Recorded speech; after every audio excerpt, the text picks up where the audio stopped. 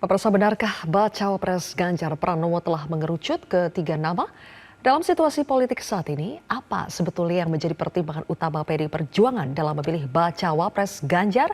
Saya akan membahasnya bersama dengan politikus PDI Perjuangan Arya Bima, Sekjen P3 Arwani Tomafi, dan analis politik Carta Politika Yunarto Wijaya. Selamat malam Mas Bimo, Mas Arwani, dan juga Mas Toto. Selamat malam, Mas Arwani. Oke. Assalamualaikum. Waalaikumsalam. Mas Bim, ke Anda dulu ya. Mas Bim, jadi di antara 3 nama bacawa pres yang disebut Said Abdullah, kalau Sandi, RK itu kita sudah dengar cukup lama. Tapi sekarang muncul nama Mahfud MD. Apa yang menjadi pertimbangannya? Ya, dari ketiga nama memang dilihat kredibel ya.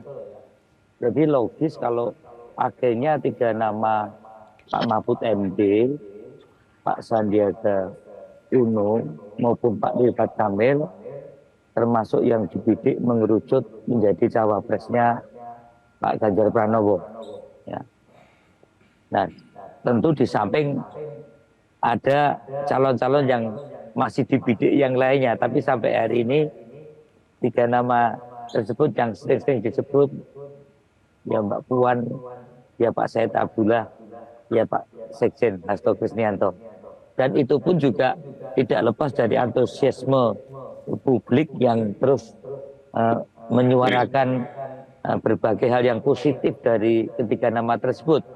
Dan itu merupakan salah satu bentuk yang harus diapresiasi partisipasi politik masyarakat yang saat ini semakin dewasa dengan berbagai pemahaman yang rasional.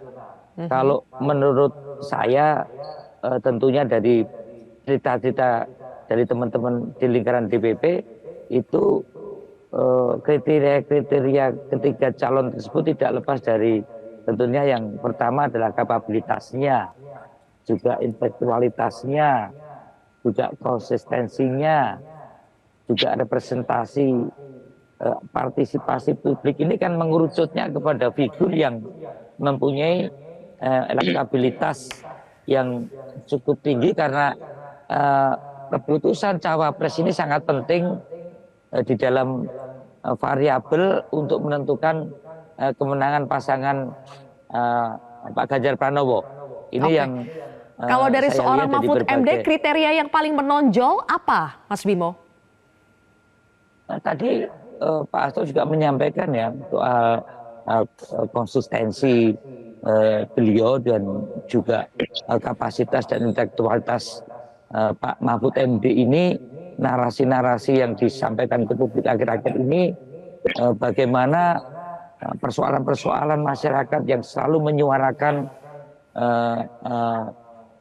good governance dan government ini menjadi sesuatu yang penting untuk dicermati. Dan kalau kita lihat setiap kali Pak Mahfud MD memberikan statement ke publik, masyarakat atau rakyat sangat memberikan apresiasi yang positif, apalagi kehendak keinginan bagaimana setiap kali pemilu yang prosedural itu menghasilkan satu hasil demokrasi yang substansial, salah satunya keinginan bagaimana terhadap pemerintahan yang bersih.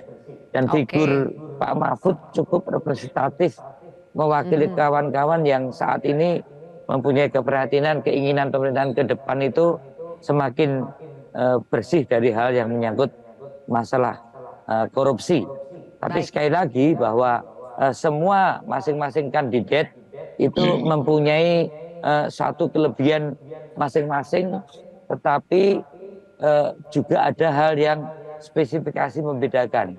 Inilah yang menurut saya cross cutting pemikiran, cross cutting membadat pendapat di antara masyarakat yang melihat bagaimana narasi-narasinya semakin mengerucut dengan ke salah satu figur satu dengan yang lainnya. Baik. Kita melihat bahwa kita akan bahas satu persatu kelebihan dari masing-masing bacawa pres ini. Tapi sebelum itu saya tanya dulu ke Mas Toto. Mas Toto, setelah batal menjadi cawapres Jokowi pada 2019, sekarang nama Mahfud MD muncul lagi untuk menjadi salah satu kandidat bacawa presnya Ganjar. Kenapa nama Mahfud MD muncul lagi?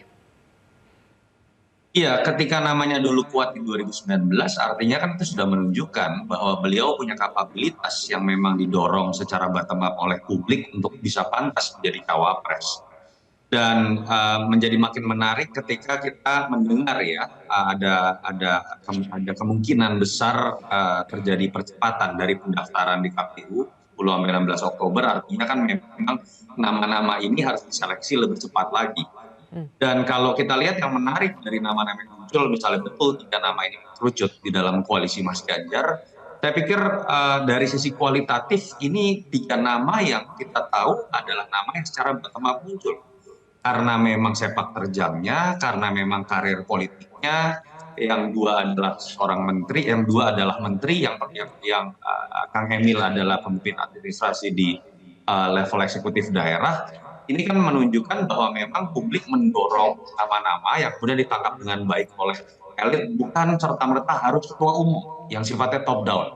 Seakan-akan jatah cawapres itu jatah dari partai, siapapun ketua umumnya, surveinya serendah apapun, tapi jatah partai. Itu yang menurut saya secara kualitatif baik, sehingga kemudian memang bisa disimpulkan ketiga-tiganya ini punya porsi dan kualitas yang sama. Ketiga-tiganya ini pernah membuktikan di dalam porsi jabatannya mereka sudah dilirik oleh publik. Nah, khusus memang terkait dengan Pak Mahfud, saya pikir memang salah satu keunggulannya adalah Pak Mahfud di elektabilitas cawapres ini juga memang masuk 3 besar ya kalau kita lihat di beberapa bulan terakhir. Dan kemudian memang basis NU yang tambah Jawa Timur itu bisa menjadi faktor penguat juga buat Mas Ganjar. Tapi yang terkuat sebetulnya adalah bagaimana image atau brand image dari Pak Mahfud, terutama dalam konteks hukum, secara lebih spesifik dalam konteks pemberantasan korupsi, itu match dengan image yang dimiliki oleh Mas Ganjar, sehingga ketika kemudian bergabung memang bisa menjadi sebuah kekuatan tersendiri, bahkan bisa menjadi efek kecil. Oke. Jadi setelah nama RK muncul, kemudian sekarang nama Mahfud MD menguat, apakah itu berarti peluang P3 dalam hal ini adalah Sandiaga Uno itu semakin tipis untuk bisa menjadi bacawa pres Ganjar? Mas Arawani, dijawab nanti, kita jeda terlebih dahulu. Prime Time akan kembali sesaat lagi. Jelajahi cara baru mendapatkan informasi. Download Metro TV Extend sekarang.